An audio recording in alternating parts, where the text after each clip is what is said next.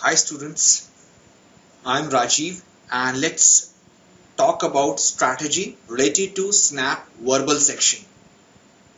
Before moving further, let's have the overview of this section. In this session, we shall be taking up the pattern of this paper, verbal section, and how to handle different types of question in verbal section of SNAP paper. Now, as you can see on your screen, exam pattern 2013, the verbal section had 40 questions and marks per question was 1, total marks 40. Now let's look at the overview of 2000 verbal section SNAP. In 2013, the verbal section was fair mix of approximately all the types of verbal that one can think of, be it grammar, be it fill in the blanks, be it synonyms, antonyms, fundamental grammar based questions, spotting error, active passive, etc. Primarily in RCs, the questions were pretty conventional, direct and easy, and other sections were also tested basic and fundamental knowledge of the test taker. But all in all, 2013 SNAP verbal section was dominated by vocabulary and grammar based questions. There was only one sentence arrangement question which was tricky. Primarily active passive checked grammar fundamentals, and few more questions were also there which were based on grammar fundamentals. Primarily, the moral of the story is that we need not to worry too much about the grammar as such. The only condition is that in order to attempt these grammar based questions, one should have strong grammar fundamentals. Means you should be clear about parts of speech, you should know the figures of speech, should know gerund, participle, etc. Only the basic definition and their related usages. No need to do PhD in English grammar if you want to crack SNAP verbal section. So overall, the paper 2013 SNAP was easy to moderate.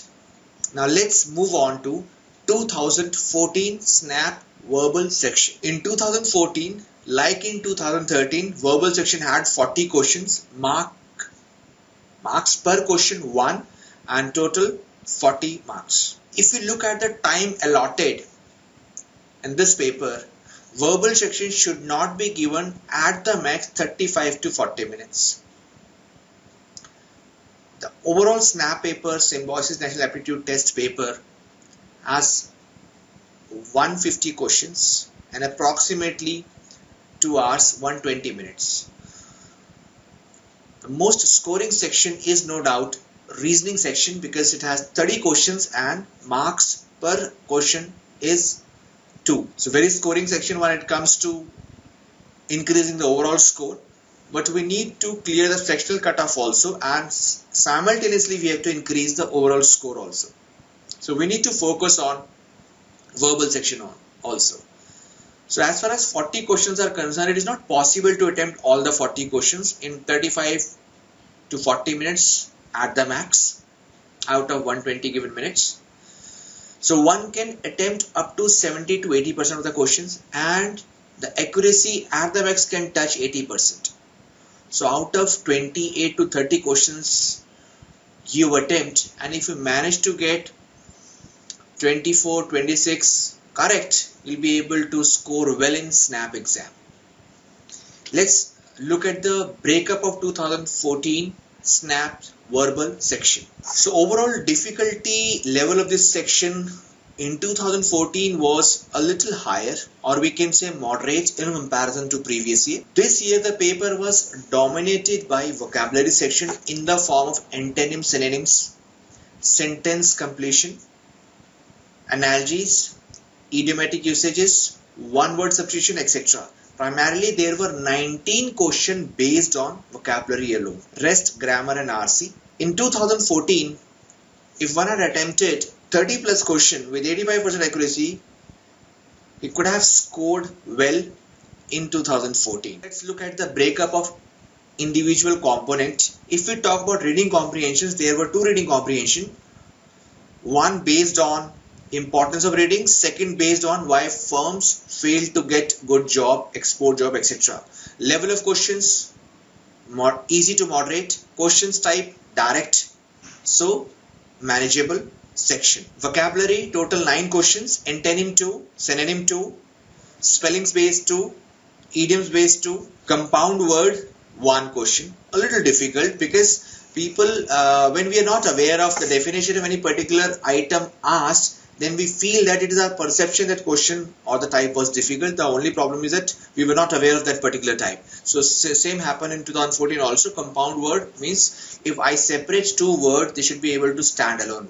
We shall be taking a one example type, sample type of each question later on. So there were total sentence completion, 19 sentence completion questions, and the breakup was sentence completion journal 6, based on idiom 6, general sentence completion 12, and preposition based sentence completion 1. So all in all 19 question alone on sentence completion, and previously we saw last slide 9 question approximately based on antonym, synonym, vocabulary. All in all 19 plus 9, 28 question approximately out of 40 question based on vocabulary and understanding the context of the given questions. So no doubt scheme can change, and it does change, but point is that if you want to crack SNAP, then you should have strong grammar fundamentals and good hold on the vocabulary. There were 2 sentence arrangement questions and word rearrangement question also. Likewise, I told you that in SNAP we have got reasoning section also. In reasoning section there are few questions based on verbal reasoning, primarily statement argument, statement conclusion, statement inference, etc. Questions generally would be easy to moderate. The point is that you should be clear about the basic definitions related to statement, argument, course of action, inference, etc. to score well in even reasoning section. It's very scoring because 30 questions equal to 60 marks. So there were 2 analogies based questions also. Now if we look at right now, you can see on our screen, if you look at verbal reasoning based questions, so there were few statement argument, statement assumption, statement conclusion, and statement courses of action based questions. So there were all in all 3 questions based on verbal reasoning, the components which we saw in the previous slide. Now the very important question, what should we do in order to score well in SNAP verbal section? Point number 1, you need to revise your vocabulary before you take on this test head on, and make sure that you revise grammar fundamentals also. No need to go in depth into the grammar. The point is that you should be very clear about parts of speech and grammar fundamentals. Time management is very important because we have to handle 150 questions in just 120 minutes. So less than 1 minute per question. But to our advantage, one point is that in 1 minute we can solve 1 to 3 GK questions easily. So point is that less time should be spent on GK section. Rest, the time taken saved here can be invested in solving mathematics or reasoning, because these 2 are time consuming areas. Verbal is if your level of comfort is fine, vocabulary is fine, and if you have a strong grammar fundamentals, I'm talking about grammar fundamentals, not hi-fi grammar, then probably you can think of scoring well in SNAP verbal section. Now let us look at few questions based on 2014 pattern, the level of difficulty wise and the types wise. Let's say the first question we can see on your screen is native, and we have been asked its antonym. Now native is something belonging to that particular local area or that land or motherland. So its antonym would be something which is very rare, something which is exotic. So answer would be option 4. The next question is based on synonym. Now little moderate word, moderate to difficult, I would say attenuate. Attenuate means weaken.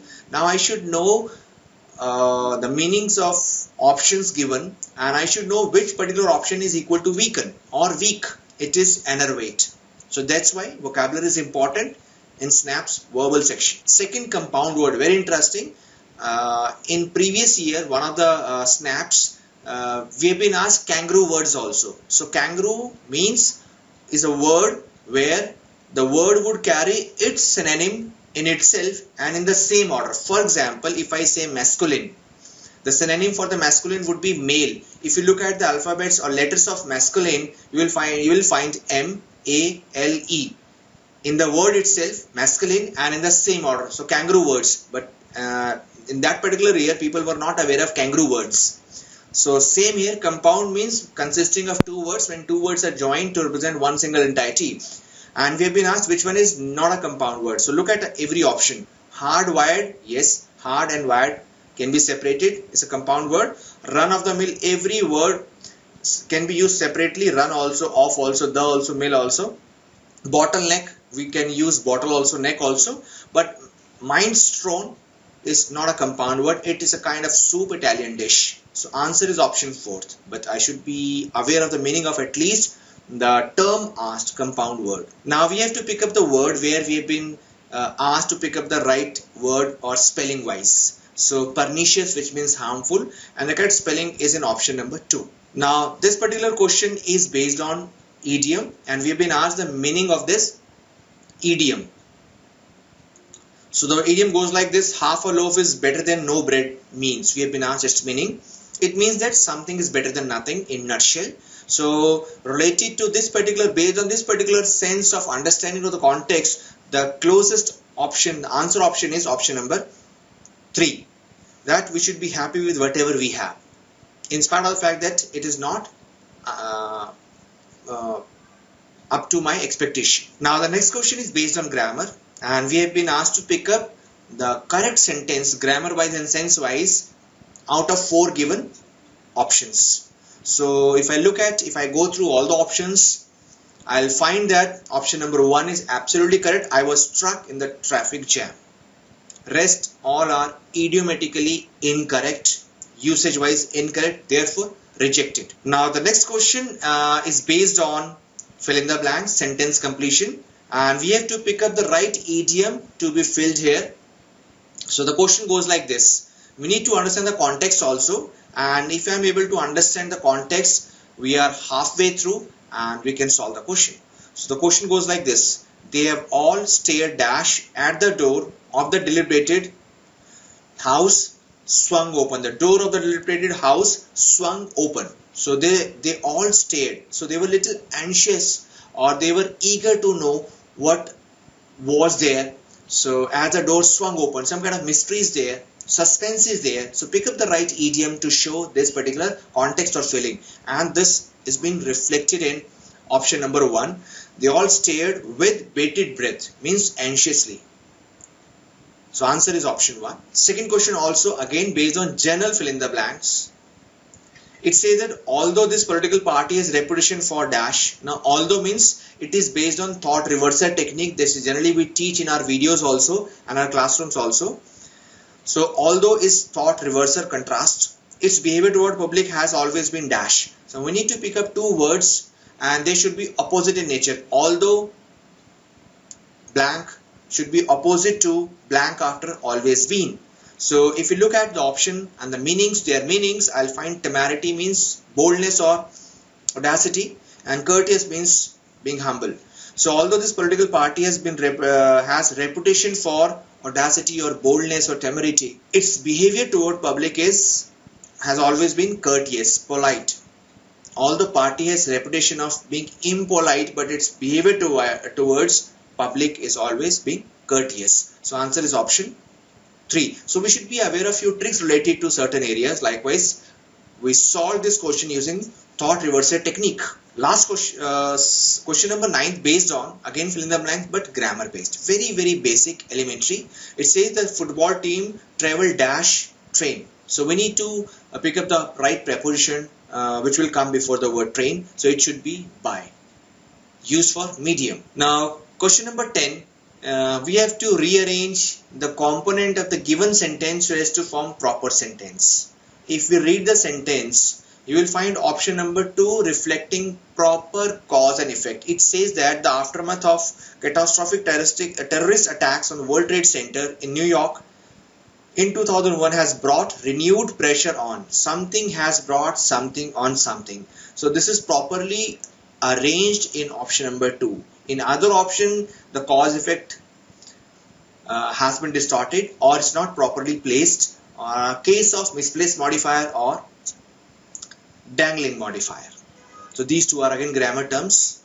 Will not go deep into dangling modifier, misplaced modifier, but primarily should have common sense that this is the cause, this is the effect, cause should come before the effect, and subject, verb, object setting should be there. That's it. And therefore option is 2. Now this question, based on verbal reasoning, based on statement assumption, it says that main statement says, I think that she has gone mad. Last night I saw her barking like a dog. A tells B about Madhu. A is telling something to B about some person, girl by the name of Madhu. Now assumption, followed by 3 assumption. Now what is an assumption?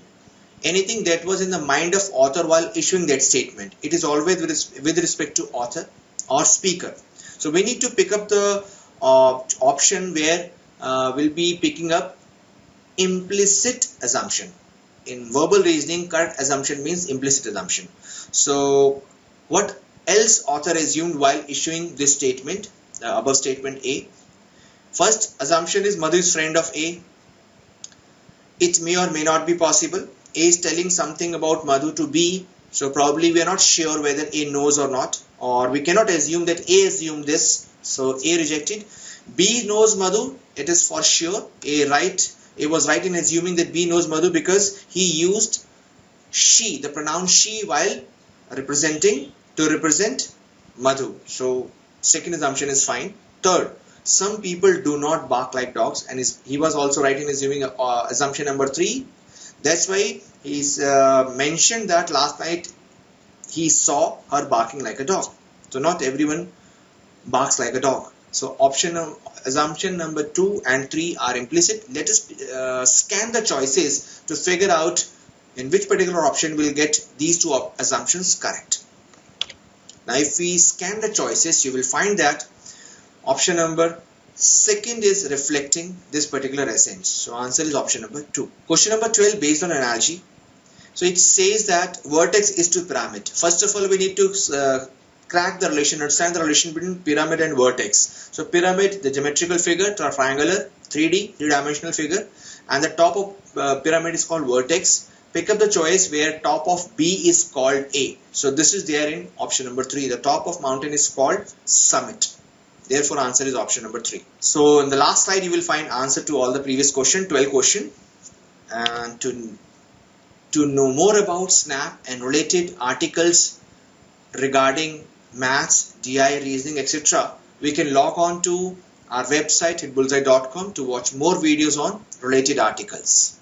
Thank you and all the best.